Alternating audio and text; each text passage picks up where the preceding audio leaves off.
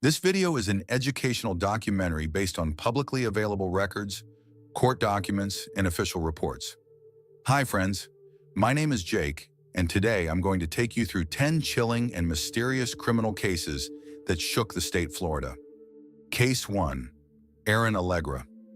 On December 25, 2008, a tragic case unfolded in Port St. Lucie that would shock the local community and later become one of the most disturbing family-related crime stories in the area. What should have been a peaceful Christmas morning instead turned into a heartbreaking event that investigators would spend months examining. At the center of the case was Aaron Allegra, a 32-year-old mother, and her 8-year-old son, Tristan Michael Allegra. According to official reports and court records, the events of that night would lead to a criminal case that ended with a life sentence in prison. Today, we will go through the timeline of this case step by step, examining what investigators said happened, what evidence was presented, and how the legal process eventually concluded. In late 2008, Allegra was living in Port St. Lucie and facing several personal difficulties. Reports from investigators and court documents later revealed that she had been dealing with serious financial struggles for more than a year. She had reportedly lost several jobs and had difficulty maintaining stable housing. Around the same period, a relationship with a man she had been seeing ended, and she also experienced the loss of a pregnancy. According to statements she later gave to investigators, these events contributed to a growing sense of isolation and emotional distress.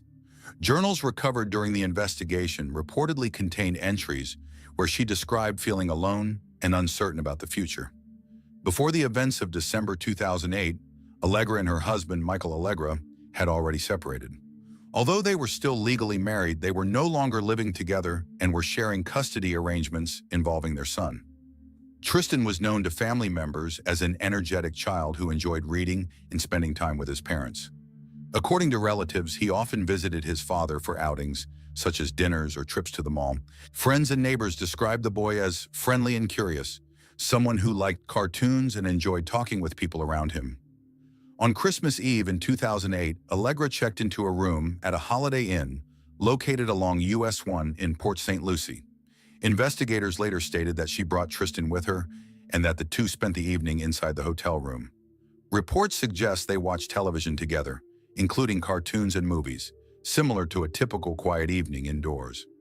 At some point that night, according to the police affidavit later presented in court, Allegra gave her son several tablets of over-the-counter medication, reportedly telling him it would help him sleep. Tristan eventually fell asleep in the hotel room. During the early hours of Christmas morning, investigators say the situation turned tragic. According to the official arrest report, Allegra later told authorities that she used a pillow while her son was asleep, causing him to stop breathing. The exact moment when the incident occurred was estimated by investigators to be sometime between 3 a.m. and 4 a.m. After realizing what had happened, Allegra reportedly remained in the hotel room for some time. Court documents later indicated that she attempted to harm herself in the bathroom of the hotel room, but survived the attempt. Shortly afterward, she contacted emergency services. When authorities arrived at the hotel, they discovered the child unresponsive in the room. Emergency responders attempted to assess the situation, but Tristan was pronounced deceased. Allegra was transported to a medical facility where she received treatment for minor injuries before being taken into custody for questioning by investigators. During interviews with detectives from the Port St. Lucie Police Department, Allegra reportedly admitted to what had occurred. According to the arrest affidavit, she told investigators she had been overwhelmed by personal problems and feared what might happen to her son if she were no longer around. She also explained that she believed she had no other options left in her life, though investigators noted that she acknowledged understanding that her actions were wrong. In the hotel room, authorities also discovered a letter addressed to Tristan that contained a brief message expressing affection toward him. News of the incident spread quickly throughout the neighborhood where Allegra had been living. Residents of the area described her as polite, but somewhat reserved. Several neighbors reported occasionally seeing her walking along the street with her son and said the two appeared to have a normal parent-child relationship. Because of this, many people in the community were shocked when they heard what had happened. Some neighbors told reporters they had never noticed any obvious warning signs that something so tragic might occur. Family members on both sides were also deeply affected. Tristan's paternal grandmother later addressed the court during sentencing and described the immense grief the family experienced. She said the loss of the young boy left a permanent impact on their lives and expressed how difficult it was to understand the circumstances that led to the tragedy. Meanwhile, Allegra's own relatives expressed sorrow and confusion about the situation, with some saying they still struggled to comprehend how events had unfolded. In early 2009, prosecutors formally filed charges in the case. Initially, a second-degree murder charge was filed, but a grand jury later issued an indictment for premeditated first-degree murder along with aggravated child abuse. These charges meant that Allegra potentially faced the most severe penalties available under Florida law. Prosecutors began preparing the case for trial, while the defense also reviewed the evidence and circumstances surrounding the incident. As the case progressed, discussions between the prosecution and defense eventually led to a plea agreement. In February 2010, Allegra appeared in court before Circuit Judge Dan Vaughn at the courthouse in Fort Pierce, located in St. Lucie County. During that hearing, she entered a guilty plea to the charges. By accepting the plea agreement, she avoided the possibility of receiving the death penalty, though the sentence would still ensure she would spend the remainder of her life in prison. During the court proceedings, Allegra spoke very little, responding briefly to questions from the judge. After reviewing the plea agreement and confirming that the defendant understood the consequences, the judge issued the final sentence. Allegra received life in prison for the first-degree murder charge.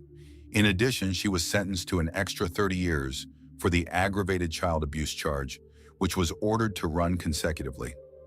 Prosecutors later explained that while they believed they had a strong case, accepting the plea agreement guaranteed a permanent prison sentence without the uncertainty that sometimes accompanies lengthy trials and appeals. For the family of the victim, the court decision marked the conclusion of the legal process, though it could never undo the loss they had experienced. The case left a deep impact on the Port St. Lucie community. Residents who had once seen the mother and son walking through the neighborhood found it difficult to reconcile those everyday memories with the tragic outcome of the case. It also sparked broader conversations about mental health struggles, financial stress, and the importance of seeking help during times of personal crisis. Case 2, Chadwick D. Banks. On September 24, 1992, a quiet community in Gadsden County, Florida, became the center of a tragic case that would be discussed for decades. The story involves a young man named Chadwick D. Banks and the deaths of two members of his own family. Over the years, court documents, media reports, and statements from investigators have attempted to piece together what happened that night. For true crime audiences, the case is often remembered not only for the shocking events themselves, but also for the long legal process that followed and the questions it raised about accountability, justice, and the consequences of violent decisions. According to court records and reporting from the time, the events began late in the evening of September 23, 1992, when Banks and his wife Cassandra were spending time at a local bar in the town of Quincy, about 20 miles from Tallahassee. Witnesses later said the couple had been drinking while Banks played pool with other patrons. At some point during the night, an argument reportedly broke out between the two. The disagreement seemed serious enough that Cassandra decided to leave the bar and return home without him. What happened after that would later be reconstructed through witness accounts, physical evidence, and statements made during the investigation. Investigators believe that Banks remained at the bar for some time after Cassandra left. In the early hours of the morning, sometime around 3 a.m., he eventually returned to the mobile home the family shared. According to the timeline presented in court, Cassandra was already asleep when he arrived. Prosecutors later stated that Banks used a .32 caliber handgun and fired at close range, causing a fatal injury while she was still in bed. The sudden loss of Cassandra Banks would already have been devastating for the family, but the events that followed made the case even more disturbing. After the shooting, authorities say Banks walked down the hallway to another bedroom where Cassandra's 10-year-old daughter, Melody Cooper, was sleeping. Melody was Banks' stepdaughter from Cassandra's previous relationship. Investigators later said that during questioning, Banks admitted he interacted with the child for an extended period of time before another shot was fired. In statements summarized by police reports, he claimed the girl did not attempt to escape or fight back. However, forensic evidence later presented in court suggested that Melody may have tried to resist. investigators reported that traces of Banks' blood were found beneath the child's fingernails and on nearby bedding, indicating some form of struggle likely occurred. Medical examiners also described evidence of severe abuse, which became a major factor in the charges brought against Banks. The combination of forensic findings and his own statements played a critical role in the case presented by prosecutors. The next morning, the tragic scene was discovered by a family member who had gone to check on Cassandra and Melody after they did not respond to calls. Authorities were quickly notified, and the Gadsden County Sheriff's Office began an investigation. Within a short time, detectives identified Chadwick Banks as the primary suspect. 4 days after the incident, he was taken into custody. During questioning, investigators said he admitted responsibility for the deaths. His confession, along with physical evidence collected from the home, formed the basis of the prosecution's case. At the time of the crime, Banks was only 21 years old. Records later revealed that he had previously been involved in legal trouble, including incidents involving aggravated assault roughly a year earlier. He had reportedly been on probation when the events of September 1992 took place. Prosecutors argued that this history demonstrated a pattern of escalating behavior, while defense attorneys focused on other factors during the legal proceedings. The case moved through the court system relatively quickly compared with many other capital trials. In 1994, Banks entered a plea of no contest to multiple charges. A jury reviewed the evidence and recommended the most severe penalty for the death of Melody Cooper by a vote of 9-3. The court ultimately sentenced him to death for the child's death, while imposing a life sentence for the death of Cassandra Banks. Following the sentencing, the case entered the lengthy appeals process that is typical in death penalty cases in the United States. Over the next 2 decades, multiple appeals were filed in both state and federal courts. Defense attorneys challenged aspects of the trial and later raised questions about legal representation and the procedures used in executions. Courts repeatedly reviewed these arguments, but the rulings consistently upheld the original conviction and sentence. During this period, the case continued to draw attention from legal observers in the media. Supporters of the death penalty argued that the severity of the crimes justified the punishment, while critics raised broader ethical questions about capital punishment in general. For the families involved, however, the long legal timeline meant years of waiting and revisiting painful memories. Cassandra's mother, Annette Black, spoke publicly about the emotional toll of losing both her daughter and granddaughter in the same night. In interviews with reporters, she said the pain of the loss never truly disappeared. Still, she expressed hope that the conclusion of the case might bring some sense of closure. She also offered sympathy to Banks's relatives, noting that tragedies like this affect many lives beyond the immediate victims. Eventually, in September 2014, Florida Governor Rick Scott signed the death warrant that scheduled Banks's execution. By that time, more than 22 years had passed since the events in the small Gadsden County community. On November 13, 2014, Chadwick Banks was executed by lethal injection at Florida State Prison. According to official reports from the Florida Department of Corrections, the execution took place in the evening and lasted several minutes. Banks, who was 43 years old at the time, had spent nearly half his life on death row. Before the procedure began, he delivered a short final statement in which he apologized to the families affected by his actions. In his words, he acknowledged the pain that had lasted for years and said he had often tried to understand his own behavior but could not justify it. Witnesses later said he remained calm during the final moments.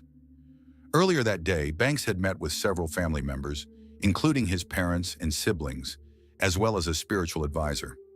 He also requested a final meal that included fried fish, homemade fries, hush puppies, dinner rolls, banana pudding, red velvet cake, butter pecan ice cream, and a glass of ice water. Shortly after the procedure began, officials confirmed his death at 7:27 p.m.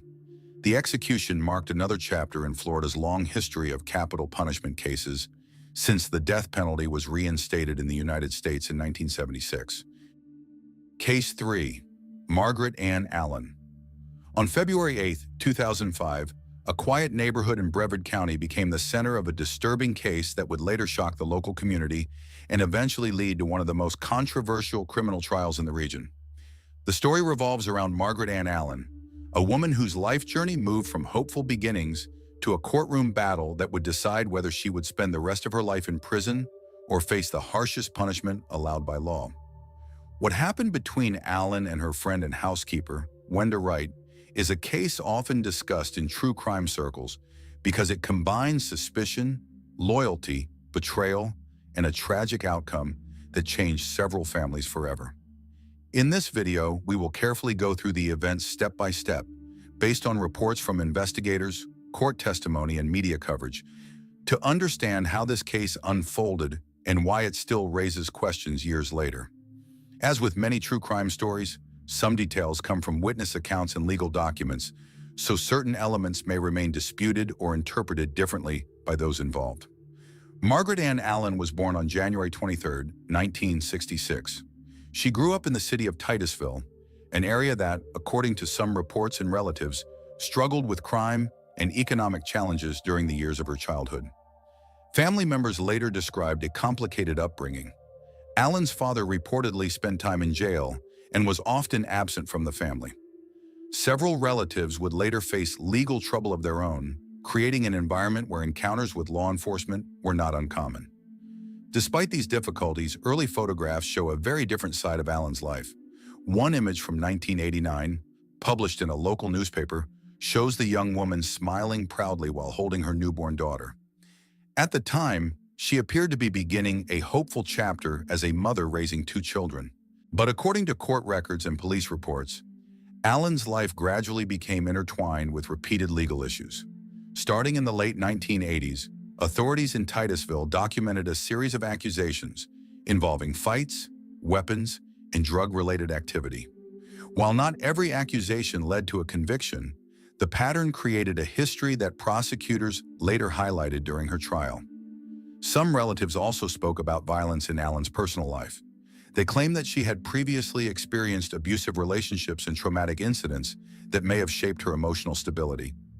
Defense attorneys would later bring up these details, arguing that years of trauma and possible neurological damage could have affected her ability to control her reactions in stressful situations. The events that eventually led to the tragic case began in early February 2005. At the time, Wenda Wright, a 39-year-old woman, worked as a housekeeper and was also considered a friend of Allen. According to investigators, the relationship between the two women had been relatively normal before the incident. Wright helped around the house and spent time with Allen regularly, but everything reportedly changed when a purse containing about $2,000 went missing from Allen's home. Investigators later stated that Allen began to suspect Wright of taking the money. What exactly happened inside the house during the confrontation remains one of the most disturbing parts of the case. Prosecutors argued in court that Allen accused Wright of theft and demanded that she admit taking the money. Wright repeatedly denied the accusation. According to witness testimony presented during the trial, the argument escalated into a prolonged and violent confrontation. Authorities alleged that Allen struck Wright multiple times and restrained her while questioning her about the missing money. Reports presented during the investigation suggested that household chemicals were poured onto Wright during the ordeal, a detail that prosecutors used to describe the severity of the situation. Because of YouTube safety guidelines and respect for those involved, many of the graphic descriptions often mentioned in court documents are summarized rather than repeated here. What investigators stated, however, was that the situation continued for hours. During the trial, a key witness was Allen's nephew, Quentin Allen. He told the court that he was present during the confrontation and claimed that he was pressured to help restrain Wright while Allen questioned her about the missing money. According to his testimony, Allen eventually used a belt around Wright's neck during the struggle. Prosecutors argued that this act ultimately caused Wright to lose consciousness. Medical reports later listed violent trauma and drug intoxication as factors contributing to Wright's death. Defense attorneys challenged parts of this account and suggested that the medical findings left room for debate about exactly what caused the fatal outcome. After the incident, investigators said the situation became even more complicated. According to testimony, Allen contacted another acquaintance, James Martin, and the group attempted to conceal what had happened. Authorities later alleged that Wright's body was placed in a shallow grave near a remote area off State Road 46 in northern Brevard County. The location was eventually discovered after Quentin Allen spoke with investigators and directed them to the burial site. Police reports stated that officers recovered Wright's body shortly afterward. 3 days after the incident, law enforcement officers arrested Margaret Allen, along with the two men connected to the case. The investigation that followed involved forensic examinations, witness interviews, and detailed courtroom testimony. Prosecutors believed that Allen was the main organizer behind the events and charged her with first-degree murder and kidnapping. Meanwhile, Quentin Allen and James Martin faced separate charges connected to assisting after the fact. Both later agreed to cooperate with prosecutors and testify during the trial, which significantly influenced the course of the case. The trial attracted significant attention across Florida because cases involving women facing the death penalty are relatively rare. Legal experts often point out that although women commit a small percentage of violent crimes, only a tiny number end up on death row. During the courtroom proceedings, prosecutors described the alleged actions as deliberate and extremely cruel, arguing that the circumstances justified the harshest sentence available. The defense team, however, presented a different picture. They called a neurologist to testify that Margaret Allen might suffer from brain damage related to earlier assaults in her life. According to the defense, this condition could have impaired her ability to plan actions or control intense emotions during conflicts. The emotional impact of the case was evident throughout the hearings. Members of both families attended court sessions. Allen's relatives often sat behind her, offering encouragement as she entered or left the courtroom. On the other side of the gallery sat the family of Wenda Wright, including her partner, Johnny Dublin, who was left to raise their two sons after her death. During one hearing, Dublin spoke about the difficulty of rebuilding his life and caring for the children alone. His testimony became one of the most emotional moments in the proceedings. Despite expressing anger and grief, he also told the court that forgiveness was important to him, though he did not recommend a specific punishment. In September 2010, a jury found Margaret Allen guilty of murder and kidnapping. After hearing additional arguments about aggravating and mitigating circumstances, the jury unanimously recommended the death penalty. The final decision, however, rested with Circuit Judge George Maxwell. Months later, on May 19, 2011, the judge officially sentenced Allen to death, making her one of only a few women on Florida's death row at the time. In addition to that sentence, she also received life imprisonment for the kidnapping charge connected to the case. Meanwhile, the other individuals involved received different outcomes. Quentin Allen accepted a plea agreement and received a reduced sentence in exchange for his testimony. James Martin also pleaded guilty to a lesser charge related to assisting after the incident and served several years in prison. Prosecutors said their cooperation played an important role in explaining what happened that night. Even after the sentencing, the case continued to spark discussion among legal experts and true crime researchers. Some people believe the punishment reflected the seriousness of the crime described in court. Others have questioned whether factors like trauma, environment, and possible neurological damage should have carried more weight during sentencing. Cases like this often show how complicated the justice system can be, especially when emotional testimony, forensic evidence, and personal histories all intersect in a single courtroom. Case 4. Stephen Wayne Benson. On July 9, 1985, a quiet morning in the wealthy coastal city of Naples turned into one of the most shocking family tragedies in modern American true crime history. What seemed like an ordinary family outing would soon reveal a story of wealth, suspicion, and a devastating betrayal that investigators and journalists would discuss for decades.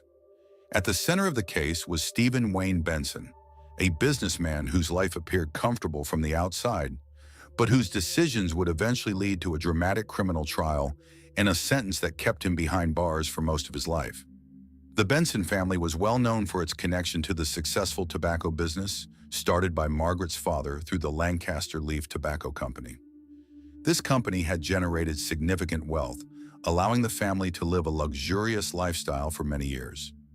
Margaret Benson, the family matriarch, had inherited millions of dollars from the business. By the mid-1980s, she was living in a beautiful neighborhood in Naples, Florida, surrounded by comfort and financial security. However, behind the appearance of success, family relationships were becoming increasingly complicated. Margaret Benson was known as a generous parent who often helped her children financially.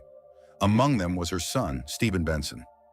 Over the years, Stephen attempted several business ventures. Some involved landscaping, marketing, and electronics. Unfortunately, many of these ventures failed to succeed. As a result, Stephen often depended on his mother's financial support to resolve debts and business losses.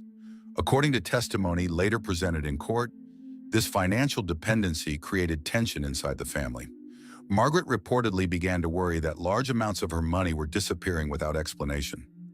Margaret's concerns grew stronger when she considered asking a lawyer to examine financial records connected to one of Stephen's companies. If irregularities were discovered, it could mean serious consequences for Stephen. Investigators later argued that this situation created a possible motive for a crime driven by fear of losing financial support and inheritance.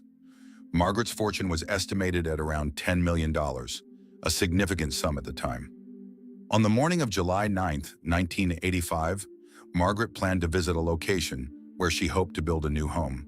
She was accompanied by two family members, her adopted son, Scott Benson, and her daughter, Carol Lynn Benson Kendall.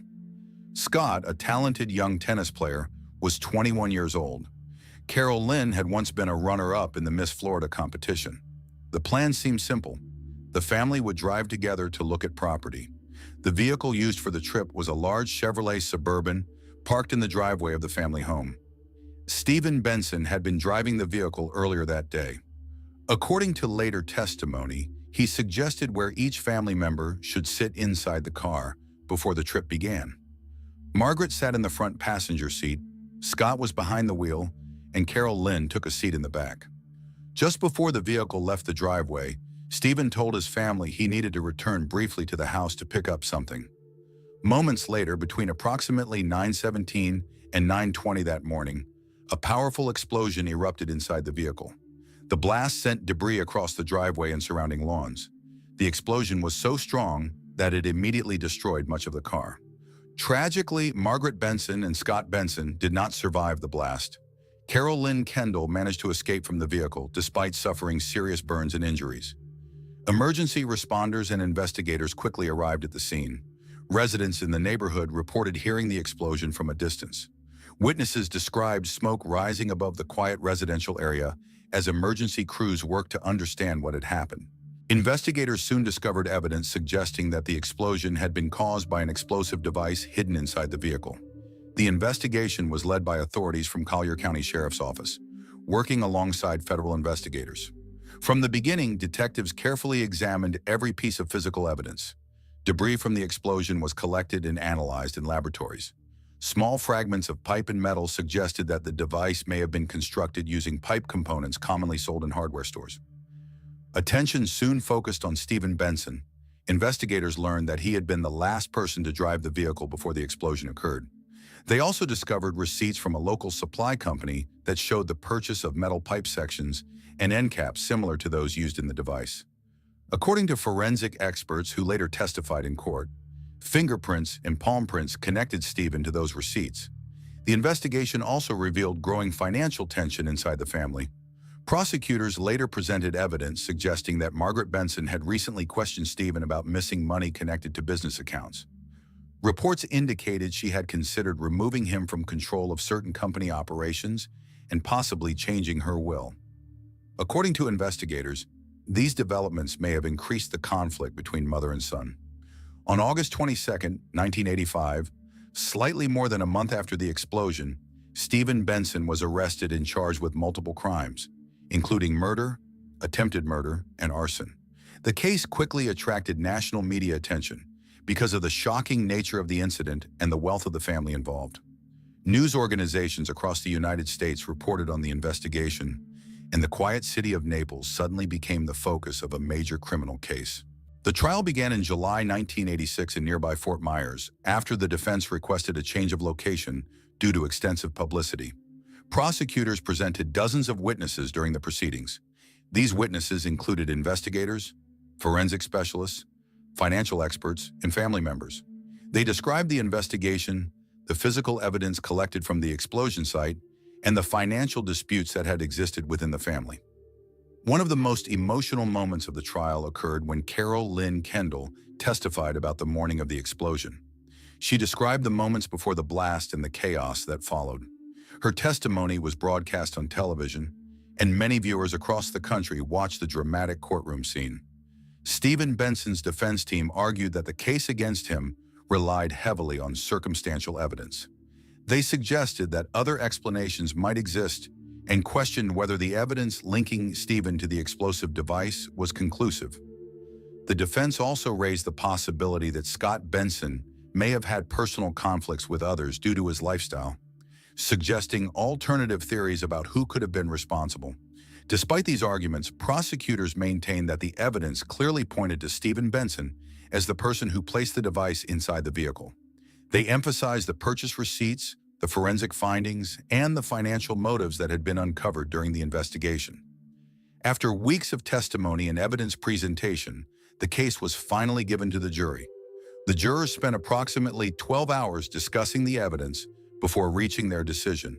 In August 1986, the jury found Stephen Benson guilty on multiple counts, including 2 counts of first-degree murder and several related charges involving explosives and arson.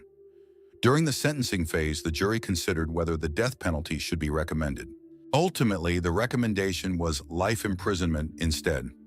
In September 1986, the judge formally sentenced Stephen Benson to 2 consecutive life sentences, with additional years added for the related crimes. Under the sentence structure, he would need to serve at least 50 years before becoming eligible for parole. Case 5. Karen Lynn Biragi.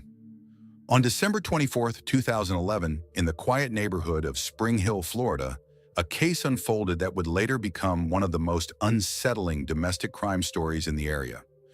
What seemed like a normal holiday morning soon turned into a tragic and shocking event.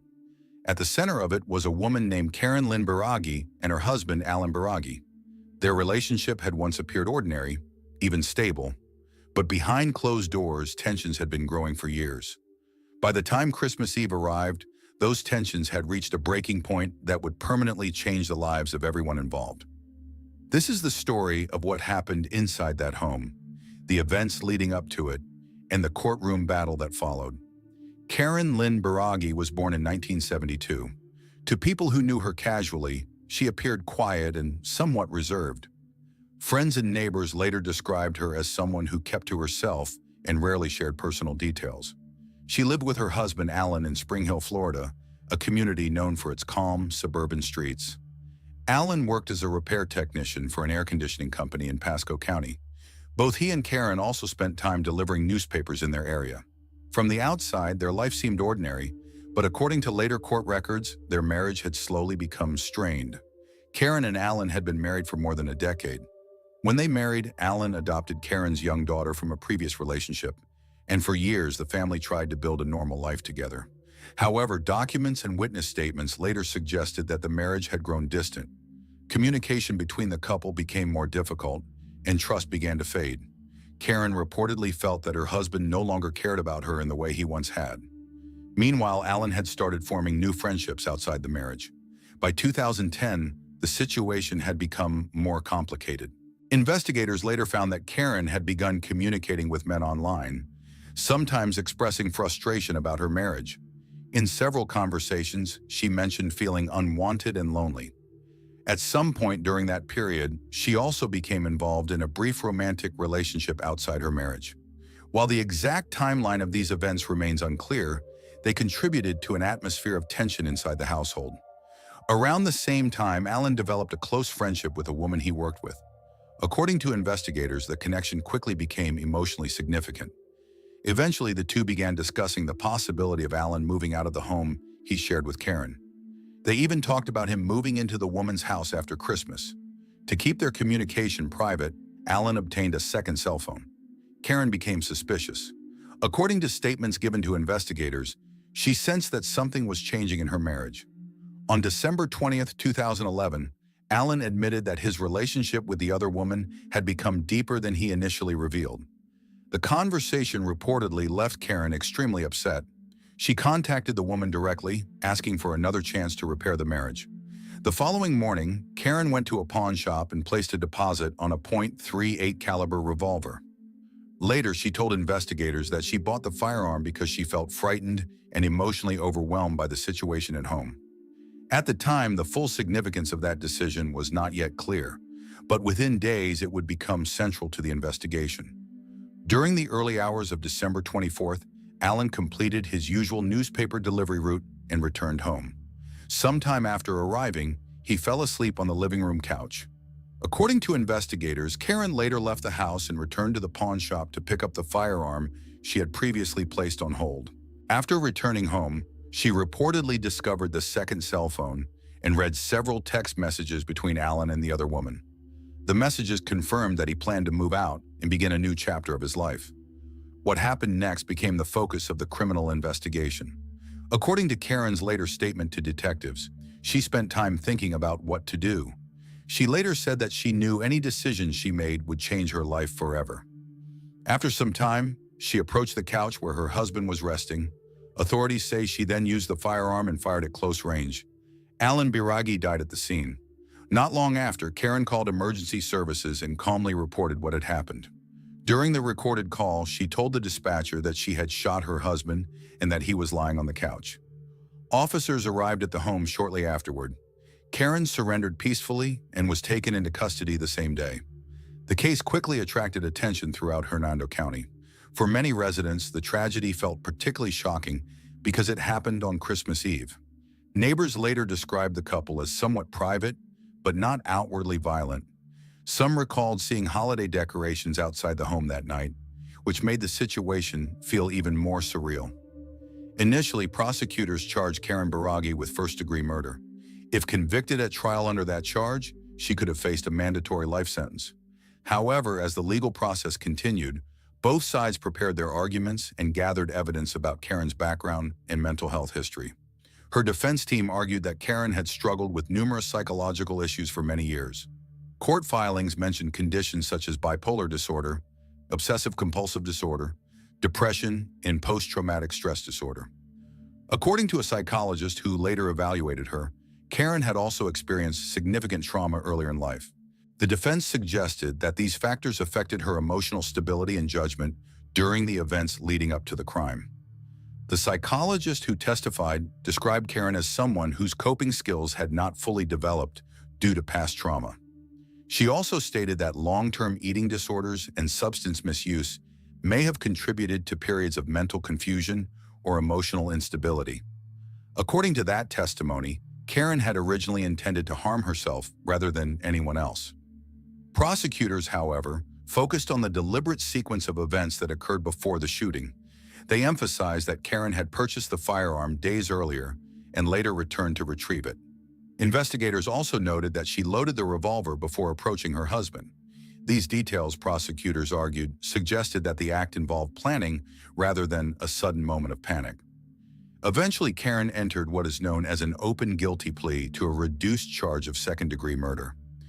This meant that the judge would decide the final sentence within a range that started at 25 years in prison and could extend to life. By accepting the plea, the case avoided a full jury trial, but the sentencing hearing still required testimony from several witnesses. During the hearing, Allen Biragi's mother, Rosemary Biragi, addressed the court by telephone from her home in England. She spoke about her son and the deep loss his family experienced after his death. Despite the pain, she also showed a remarkable level of compassion. When Karen later apologized during the hearing, Rosemary acknowledged the apology and said she would continue trying to forgive what she described as an indescribable act. Karen herself addressed the court as well. Speaking through tears, she expressed regret for what had happened and asked the judge to consider a sentence of 25 years rather than life. She said she hoped that someday she could rebuild part of her life and be present for her daughter again. Judge Daniel Merritt Jr. ultimately had the final decision. After listening to the testimony and reviewing the case details, he explained that similar crimes in his courtroom had resulted in life sentences. While he recognized the compassion shown by the victim's family, he concluded that the severity of the crime required the maximum penalty allowed under the plea agreement. On March 28, 2013, the judge sentenced Karen Lynn Biragi to life in prison. In his final remarks, he expressed hope that she might still find some form of purpose during her years in incarceration. The story of Karen and Alan Baragi remains a powerful example of how personal conflicts and emotional struggles can escalate into irreversible tragedy. What began as a troubled marriage slowly transformed into a chain of decisions that changed multiple lives forever. For Alan's family, the loss continues to be deeply felt. For Karen, the consequences of that Christmas Eve decision will last a lifetime. Case 6. Kirk Douglas Billy. On a humid summer night in June 1997, a tragedy unfolded near the vast wetlands of the Everglades National Park that would later spark one of the most controversial criminal cases in the state of Florida. The story involved a father, 2 small children, and a legal battle that stretched far beyond a single family. At the center of it all was Kirk Douglas Billy, a member of the Miccosukee tribe of Indians of Florida. What happened that night would not only lead to a devastating loss of life, but also ignite a complex debate about justice, tribal sovereignty, and responsibility. The events surrounding the case were both tragic and complicated. According to court records and investigative reports, Billy had a long and troubled history marked by volatile relationships and frequent conflicts. Although he often claimed he cared deeply about his children, many people in his life described him as someone who struggled with controlling his anger. Over the years, several incidents involving arguments and physical confrontations with partners had been reported. Those events would later become part of the background investigators examined while trying to understand what happened on the night that changed everything. Billy had fathered children with several different women, but one of the most significant relationships in this story was with Sheila Tiger. Their relationship began when Tiger was extremely young, and by her mid-teen years, she had already become a mother. Their lives were filled with instability from the start. Tiger had grown up in a difficult environment, often moving between relatives while her own mother struggled with alcoholism. As a result, the responsibilities of raising children came at a time when she herself was still trying to figure out life.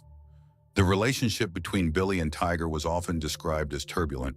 Arguments between the two reportedly happened frequently, often centered on disagreements about parenting and responsibility.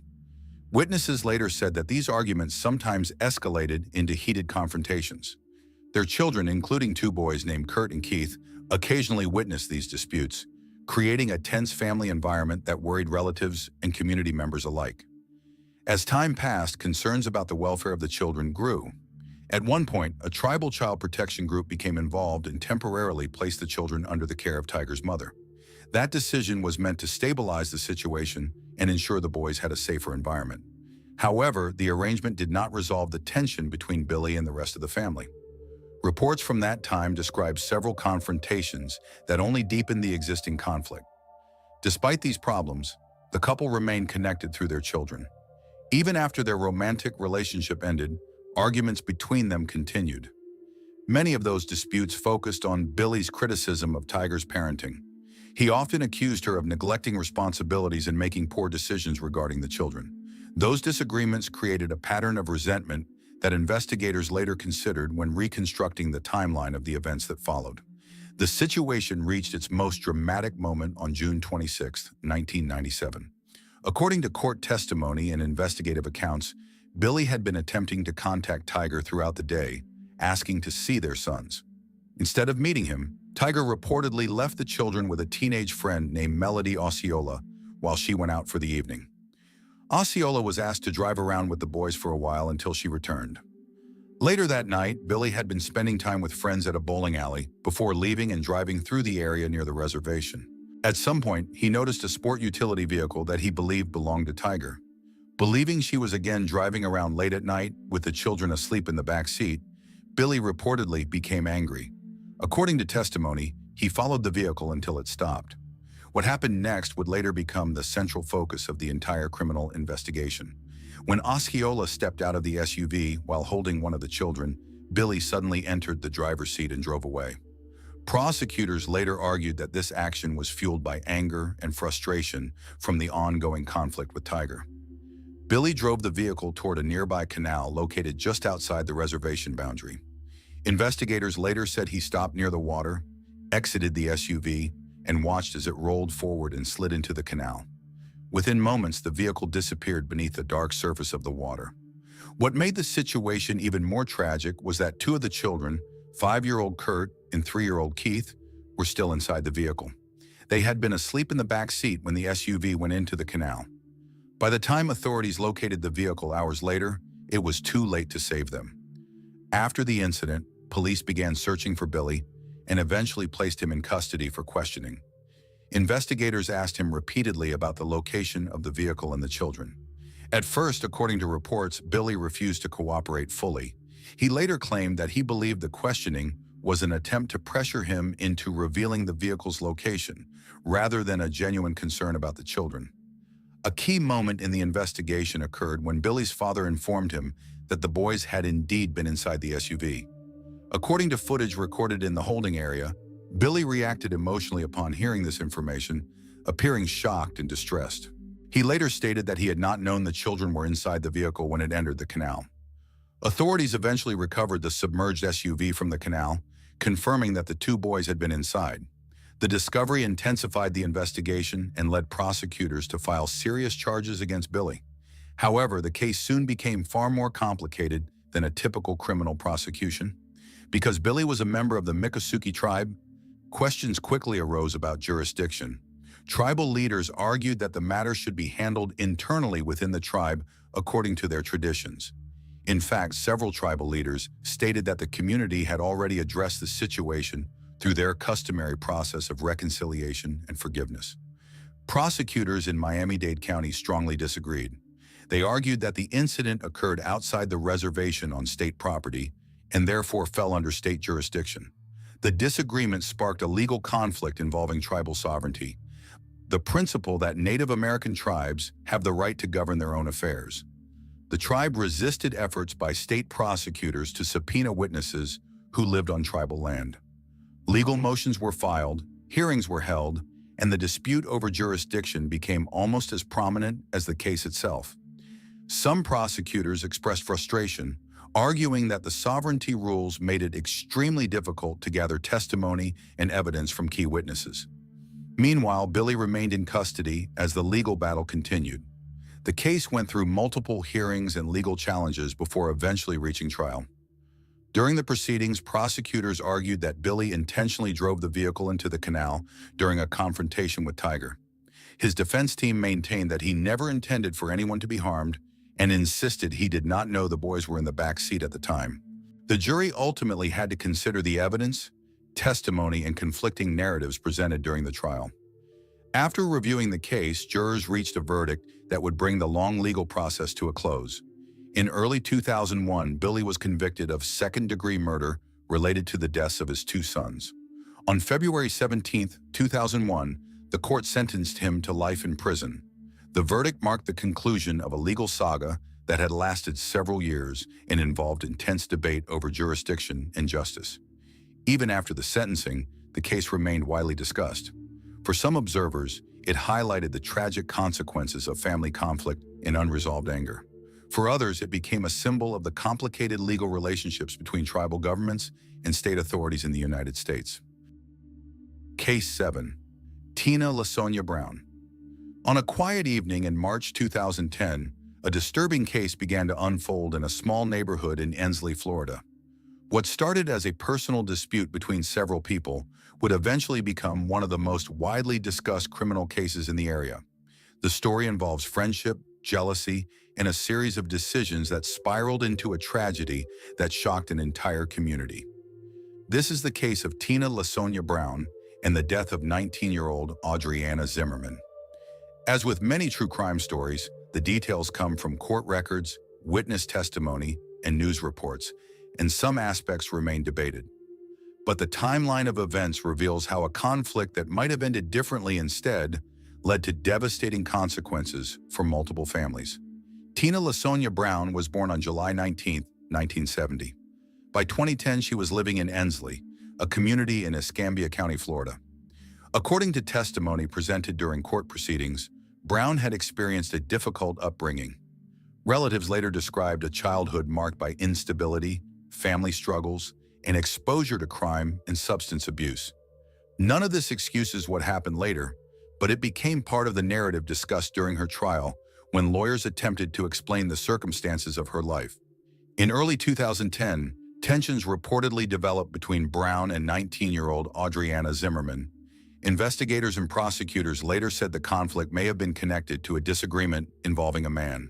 Accounts from witnesses suggested that emotions had been building for some time, and arguments between the women had already taken place. Eventually, the situation reached a point where a confrontation was planned. According to statements later given in court, the original intention described by one participant was to have a fight between Zimmerman and Brown's teenage daughter, Brittany Miller, who was 16 years old at the time. On March 24, 2010, Zimmerman arrived at Brown's home in the Ensley area. What happened next would later be examined in detail during a lengthy investigation and trial. Testimony from people involved suggested that the confrontation quickly escalated far beyond the original plan. Instead of a brief fight, the situation turned into a violent and chaotic encounter involving several individuals. Prosecutors later argued that Zimmerman was attacked inside the home with various objects, including a crowbar, and was also shocked with a stun device during the incident. Defense attorneys questioned some of the details and reliability of witness statements, which is common in complex criminal trials. However, investigators concluded that Zimmerman had suffered serious injuries during the attack. After the confrontation inside the home, authorities said Zimmerman was placed into the trunk of a vehicle. The group then drove to a wooded area near Lepley Avenue. What happened in that remote location became one of the most disturbing parts of the case. According to investigators and later testimony in court, Zimmerman was left there after gasoline had been poured on her and ignited. Despite her severe injuries, Zimmerman managed to escape the wooded area. In an extraordinary effort to survive, she ran toward a nearby residence and asked for help. Emergency services were contacted, and she was transported to a hospital in Mobile, Alabama. Doctors worked to treat her injuries, which reportedly covered a large portion of her body. For more than 2 weeks, medical staff attempted to save her life, while investigators began building a criminal case based on the evidence and the statements collected from those involved. During this time, law enforcement officers arrested Tina Brown on the same day as the incident. 2 other people were also charged: Brown's daughter, Brittany Miller, and a neighbor named Heather Lee. As investigators pieced together what happened, prosecutors prepared to present the case in court. The legal process that followed lasted for several years and included multiple trials, plea agreements, and appeals. Audriana Zimmerman passed away 16 days after the attack, on April 8, 2010, as a result of complications related to her injuries. Her death deeply affected her family and the community. For investigators, the focus shifted toward determining responsibility and ensuring the case moved through the justice system. Heather Lee eventually agreed to testify against Brown as part of a plea agreement with prosecutors. She pleaded guilty to second-degree murder and was sentenced to 25 years in prison. Her testimony became an important part of the prosecution's case. During court proceedings, Lee described her version of the events and claimed that she had been pressured to participate in the attack. Defense attorneys challenged parts of her testimony, arguing that inconsistencies raised questions about exactly what happened that night. Brittany Miller, who had been a minor at the time of the incident, also faced serious charges. In 2013, she received a sentence of life in prison without the possibility of parole for her role in the case. During her own court statements, Miller said the original plan had only been a fight with Zimmerman, but that the situation spiraled out of control. Her comments highlighted how quickly confrontations can escalate when emotions run high and several people become involved. Tina Brown's trial began in 2012 in Escambia County. Prosecutors argued that the evidence showed deliberate actions leading to Zimmerman's death. They presented witness testimony, forensic evidence, and statements from investigators who had examined the crime scene and interviewed those involved. According to the prosecution, Brown played a central role in planning and carrying out the attack. Brown's defense team presented a different perspective. They argued that some testimony from co-defendants was unreliable and that the events were not carefully planned. They also introduced testimony from family members who described Brown's troubled background and difficult life experiences. Defense attorneys often use such information during the sentencing phase to argue for leniency by showing the broader context of a defendant's life. After hearing the evidence and arguments from both sides, the jury reached its verdict. In June 2012, Tina LaSonia Brown was found guilty of first-degree murder. Because the case qualified as a capital offense under Florida law, The trial then moved into the penalty phase, where jurors would recommend either life imprisonment or the death penalty. During this phase of the trial, both prosecutors and defense attorneys presented additional evidence and testimony. The prosecution emphasized the severity of the crime and the suffering experienced by the victim. The defense focused on Brown's background and personal struggles, asking the court to consider those factors before deciding on a sentence. Before the final sentencing decision, Brown addressed the court and expressed regret for her involvement. She apologized to the victim's family and said she hoped they would find closure. Statements like these are common during sentencing hearings, though they do not always influence the final outcome. On September 28, 2012, Circuit Judge Gary Burgosh sentenced Tina Brown to death following the jury's unanimous recommendation. Under Florida law, such cases automatically receive review by the state's highest court. Brown's legal team filed appeals challenging both the conviction and the sentence. In 2014, the Florida Supreme Court reviewed the case and ultimately upheld the conviction and the death sentence. The court concluded that the evidence presented during the trial supported the jury's decision. As a result, Brown remained on death row while further legal appeals continued through the judicial system. The case left a lasting impact on the Pensacola and Escambia County communities. For the victim's family, the loss of Adriana Zimmerman was devastating. Court proceedings repeatedly revisited the events of that night, forcing loved ones to relive the details. For investigators and prosecutors, the case served as another reminder of how personal disputes can escalate into irreversible tragedies. Case 8. Leo Lansing Boatman. On a quiet winter trip to a national forest in Florida, two young college students set out for what should have been a peaceful camping adventure. Instead, the events that followed would become one of the most unsettling criminal cases in the region. The story of Leo Lansing Boatman is often discussed in true crime circles because it involves sudden violence, troubling warning signs, and questions about whether earlier intervention might have changed the outcome. While many details have been documented through court records and media reports, some aspects remain debated, and investigators have tried to piece together the sequence of events carefully. This is a chronological look at the case and the circumstances surrounding it. Leo Boatman was born in 1986 in the United States. Reports about his early life describe a difficult upbringing and a history of mental health struggles. According to various accounts mentioned by family members and officials, he spent time in medical facilities when he was younger. These details later became part of discussions among experts who attempted to understand his behavior and background. However, it is important to remember that mental health challenges alone do not determine someone's actions, and many people with similar struggles live peaceful lives. In Boatman's case, investigators would later examine his past in an effort to understand what led to the tragic events that unfolded years later. In early January 2006, two students from Santa Fe Community College, Amber Peck and John Parker, planned a camping trip to a remote area of Ocala National Forest in Florida. Both were 26 years old and were described by friends and relatives as passionate about nature and environmental studies. Their trip was meant to be a relaxing overnight stay near Juniper Springs, an area popular with hikers and campers. They parked their vehicle and set up camp near a quiet pond, expecting to spend the night outdoors surrounded by nature. Around the same time, investigators say Boatman traveled to the forest area carrying a high-powered rifle that had reportedly been taken from someone he knew. Authorities later said he had boarded a bus from the city of Largo and made his way toward the forest. According to investigative reports, the weapon involved was an AK-47 style rifle. Officials believe he entered the wooded area and wandered through the trails for hours. Exactly what he intended to do that day has been a subject of intense debate, but prosecutors later argued that he had come to the forest specifically looking for victims. At some point during that trip, Boatman encountered the two campers near Hidden Pond in the Juniper Springs Wilderness section of the forest. What happened next was later reconstructed through evidence found at the scene and statements gathered by investigators. Authorities said the two students were fatally shot. The remote location meant that no one immediately heard or reported the incident, and the forest remained quiet in the days that followed. When Peck and Parker did not return home as expected, their families grew concerned. After several days without contact, Relatives began searching the area where the pair had planned to camp. On January 7th, family members discovered the bodies near the edge of the pond.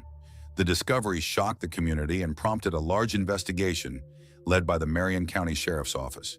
Detectives began collecting evidence from the scene, including shell casings that could help identify the weapon used. One of the most important breaks in the case came from a motorist named Joey Tierney.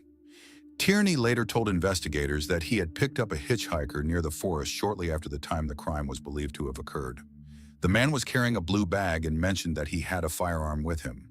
When Tierney later saw news reports about the missing campers, he contacted authorities and shared the details of the ride he had given.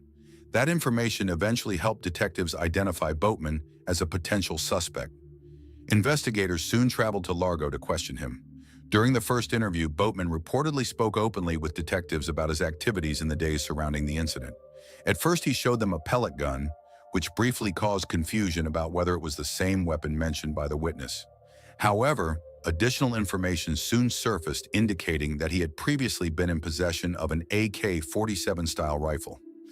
Detectives then brought Boatman and a relative to the local police department for further questioning. Forensic analysis became a key part of the investigation. Crime scene technicians had recovered several spent shell casings from the forest, and those pieces of evidence were examined by specialists. Ballistics testing eventually indicated that the casings matched the rifle connected to Boatman.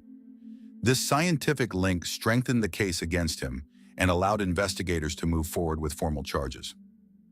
On January 10, 2006, authorities publicly announced that Boatman had been arrested in connection with the deaths of Peck and Parker. The news conference drew significant media attention across Florida.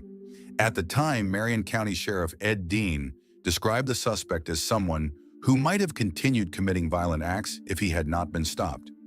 Experts, however, cautioned that it was too early to apply labels such as serial killer, noting that such terms have specific definitions used by organizations like the FBI.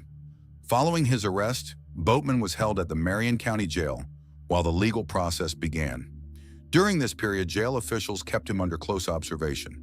According to reports, he was placed on suicide watch after incidents involving self-harm attempts.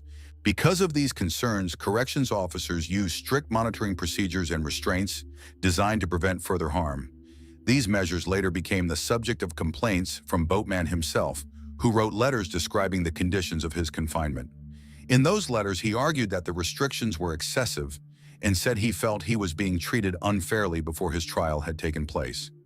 Jail officials responded that the precautions were necessary due to the seriousness of the charges and his previous attempts to hurt himself. The situation illustrated the complex balance correctional institutions must maintain between safety, mental health concerns, and security procedures. The legal case continued to develop throughout 2006 and 2007. Prosecutors prepared to pursue 2 counts of first-degree murder. If convicted at trial, Boatman could have faced the death penalty under Florida law at the time. However, in July 2007, he entered a guilty plea in court. By accepting responsibility for the charges, he avoided a full trial and the possibility of a death sentence. During the hearing, Boatman addressed the victims' families. He said there were no words that could justify what had happened and offered an apology. For the families of Amber Peck and John Parker, the moment was emotional but also deeply painful. Relatives later spoke publicly about the lasting impact the tragedy had on their lives and how they hoped the memory of the victims would not be overshadowed by the person who committed the crime. The judge ultimately sentenced Boatman to life in prison without the possibility of parole. For many observers, the sentence brought a sense of closure to the case involving the 2 students. Yet the story did not completely end there. Several years later, while serving his sentence inside the Florida prison system, Boatman became involved in another violent incident. In August 2010, corrections officials reported an altercation between Boatman and his cellmate, Rick A. Morris, at Charlotte Correctional Institution in Punta Gorda, Florida. Morris, who was also serving a life sentence for a separate case, suffered severe injuries during the confrontation. According to reports from relatives and authorities, he was placed on life support and later passed away after spending about a month in critical condition. The incident led prosecutors in Charlotte County to consider additional charges against Boatman. Officials stated that he would be transported to court for hearings related to the new allegations. At the same time, the Florida Department of Corrections began its own administrative investigation to determine exactly how the altercation occurred and whether prison policies had been followed. The case raised further questions about the management of high-risk inmates and the challenges of housing individuals with violent histories. Family members of Morris also expressed frustration about how the two men ended up sharing a cell. Some argued that both inmates had documented mental health issues and should have been supervised differently. Case 9. Ana Maria Cardona. On October 31, 1990, a tragic and disturbing case began to unfold in Miami, a case that would later become widely known as the story of baby lollipops. It was a case that shocked investigators, journalists, and the public alike. At the center of the investigation was a young child named Lázaro Figueroa and his mother, Ana Maria Cardona. Over the years, the story would move through courtrooms, appeals, and media coverage, raising difficult questions about responsibility, justice, and the complicated truth behind one of Florida's most talked about child abuse cases. This story is presented for informational and documentary purposes based on publicly reported court records and media accounts. At the time of the events, Ana Maria Cardona was a Cuban immigrant living in the Miami area. Born in 1961, she had moved to the United States years earlier and was raising her children while dealing with a turbulent personal life. According to court records and testimony presented during trials, Cardona had experienced several hardships in the years leading up to the tragedy. Friends and investigators described a life that had become unstable, marked by financial problems, addiction issues, and complicated relationships. However, the focus of the investigation would soon turn toward the condition and treatment of her youngest son, Lázaro. In early November 1990, authorities made a discovery near a residential property in Miami Beach that immediately triggered a major investigation. A small child's body was found hidden near bushes outside a house. At first, investigators could not identify the child. Because the toddler was wearing a shirt decorated with colorful lollipop images, journalists and police informally referred to him as Baby Lollipops. The nickname quickly spread through newspapers and television reports, drawing widespread public attention to the case. The mystery surrounding the child's identity intensified concern throughout the community as investigators worked to determine who he was and what had happened. Medical examinations revealed that the child had experienced severe physical neglect and repeated injuries over time. Investigators reported signs that suggested the child had endured long periods of mistreatment before his death. Authorities also determined that the boy was extremely undernourished.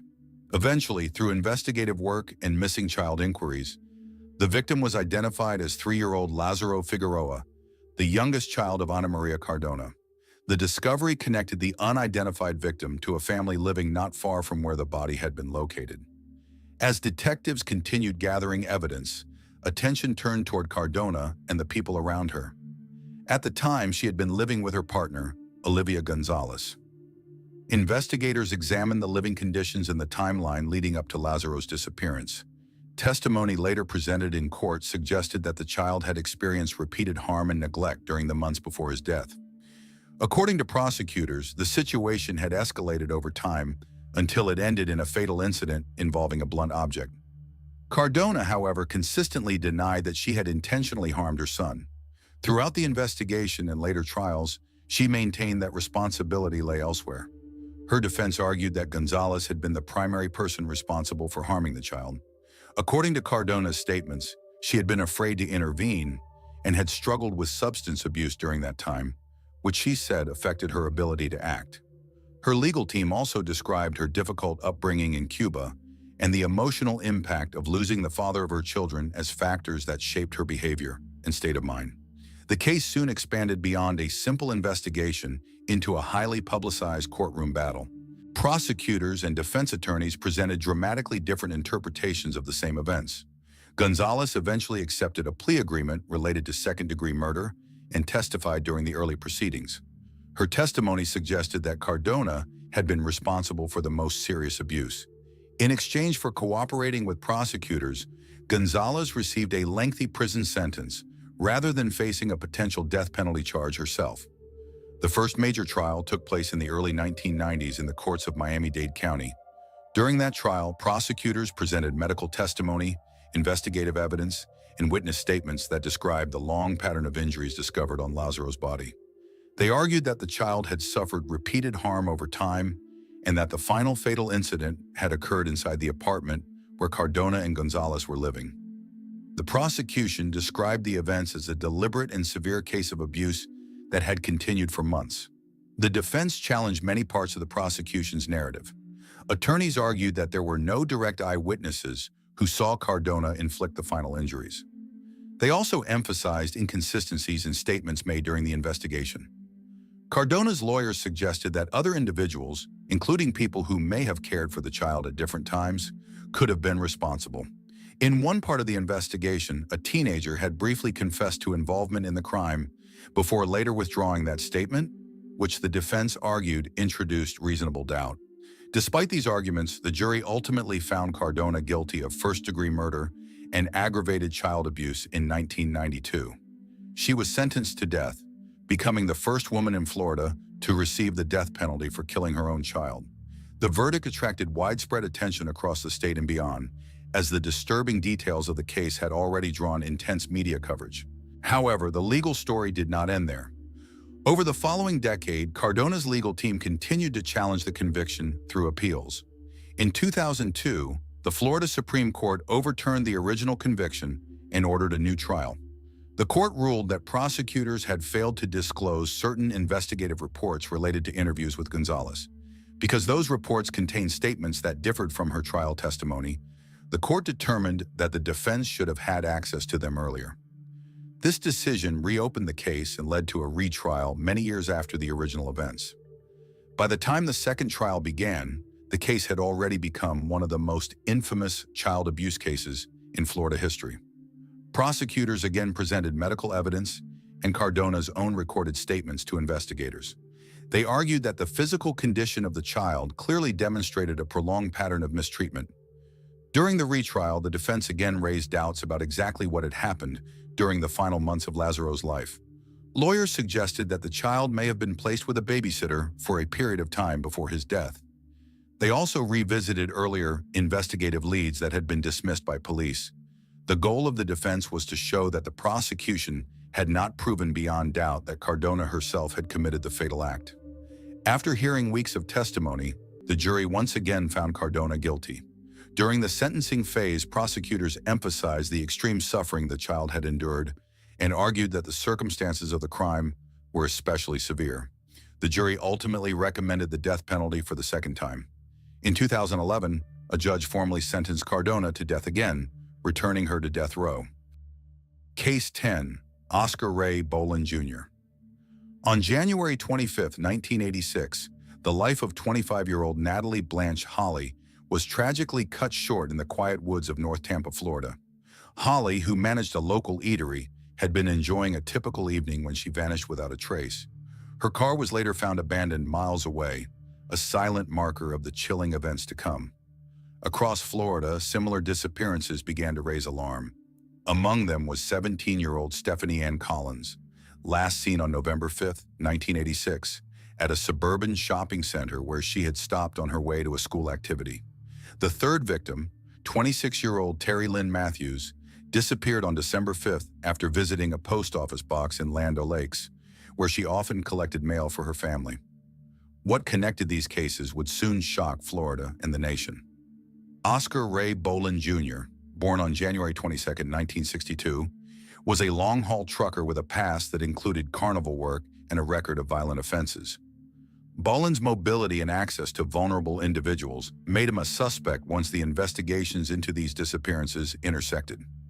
By July 1990, after years of painstaking investigation and legal maneuvering, Bolin was arrested and charged with the deaths of Holly, Collins, and Matthews. The details of his trials would unfold over more than a decade, revealing a labyrinth of legal battles, retrials, and appeals. The case against Bolin began to solidify when Cheryl Kobe, his former wife, came forward. She revealed that Bolin had admitted involvement in the events surrounding Matthew's disappearance. Her statements led authorities to Bolin's half-brother Philip, who corroborated her story, revealing his own terrifying memories of what he witnessed. Philip, just 13 years old at the time, described being ordered to assist Boland in removing evidence from the scene, a memory he would later revise and recant multiple times under varying pressures. Despite these complications, the combination of witness testimony and forensic evidence provided a strong foundation for the prosecution. DNA testing played a pivotal role in connecting Boland to the crimes. Semen stains recovered from Matthew's clothing were analyzed and found to partially match Boland's blood profile. Experts estimated that the likelihood of the genetic material coming from someone other than Boland was extremely low. Investigators also noted tire tracks near the location where Matthew's body was discovered. These tracks suggested the involvement of a large vehicle similar to the wrecker Boland had access to during his work as a trainee for a tow company. Each piece of evidence, when woven together, painted a troubling picture of opportunity, premeditation, and proximity. Boland's first trial for the murder of Stephanie Collins resulted in a conviction and a death sentence. But legal technicalities would soon complicate matters. The Florida Supreme Court found that testimony from Boland's former wife, protected under spousal privilege, had been improperly admitted. This ruling overturned his conviction and set the stage for multiple retrials. Similar issues arose in the cases of Holly and Matthews, leading to repeated reversals. At one point, Boland's defense argued that the witness accounts were unreliable, that tire tracks could belong to other vehicles, and that DNA evidence was inconclusive. Over the years, he faced 6 separate trials, with convictions and death sentences repeatedly overturned due to procedural errors. In 1996, Boland's story took an unexpected twist that captured national attention. He married Rosalie Martinez, a woman with a professional background in death penalty mitigation. Their wedding, conducted by telephone while Boland was on death row, was unconventional. Rosalie professed her belief in Boland's innocence, becoming a devoted advocate throughout his legal journey. Despite criticism and public skepticism, she continued to support Boland, attending trials and providing strategic guidance in his defense. Their unusual relationship became a side story in the larger narrative of Boland's complex legal saga. The circumstances of the crimes themselves remained a focal point for prosecutors. In Matthew's case, investigators reconstructed the timeline based on her last known movements. She had left work late at night and stopped at the Land O'Lakes post office. Surveillance footage captured her at 2:48 a.m., but no sign of Boland was recorded. Yet her car, left running in the parking lot with mail scattered on the ground, suggested an abrupt interruption to her routine. Her body was found hours later, wrapped in a sheet and showing evidence of a violent encounter. Tire tracks nearby hinted at the type of vehicle involved in transporting the body. The prosecution painted a narrative of opportunistic crimes, emphasizing Boland's presence and access. In the case of Collins, he was accused of intercepting the teenager as she stopped at a local store, taking her to a trailer near his parents' home and assaulting her. Boland's access to Matthew's post office box and the sheet in which her body was found added further circumstantial evidence. Witnesses, including Philip Boland, described his involvement in moving and covering the bodies, creating a complex web of testimony that would be scrutinized in multiple courtrooms. Despite the gravity of the evidence, Boland's legal team consistently challenged the case. They questioned the credibility of witnesses, highlighted the limitations of forensic analysis, and argued that procedural errors had compromised previous trials. Defense attorneys emphasized discrepancies in Philip Boland's accounts, noting multiple recantations under alleged family pressure. They also argued that other individuals could have been responsible for the crimes, pointing to the type A blood found in semen samples and the possible alternative sources for the tire tracks. The families of the victims endured an extraordinary ordeal, attending multiple trials and sentencing hearings over nearly 2 decades. Kathleen K. Reeves, Natalie Holly, and Donna Whitmer, the mothers of the 3 women, supported one another through the grueling legal process. Their shared experience became a source of resilience, allowing them to face the courtroom repeatedly despite the emotional toll. For these families, the pursuit of justice was relentless, punctuated by the repeated reversals of Boland's convictions and the delays in carrying out his sentences. Over time, Boland faced at least 7 trials for the 3 murders, with each trial presenting new evidence, new challenges, and new courtroom drama. The Florida Supreme Court scrutinized every procedural step, ultimately ensuring that each trial adhered to legal standards. In 2001, after years of litigation, Bolin was again convicted and sentenced to death. Even so, the story remained unsettled, with appeals and motions continuing into the new millennium. Thanks for sticking around until the end. If you enjoyed this video or learned something new, be sure to hit like and subscribe for more true crime content. Your support means a lot and helps me continue sharing well-researched cases. Drop a comment below telling me which story impacted you the most. I'll see you in the next video.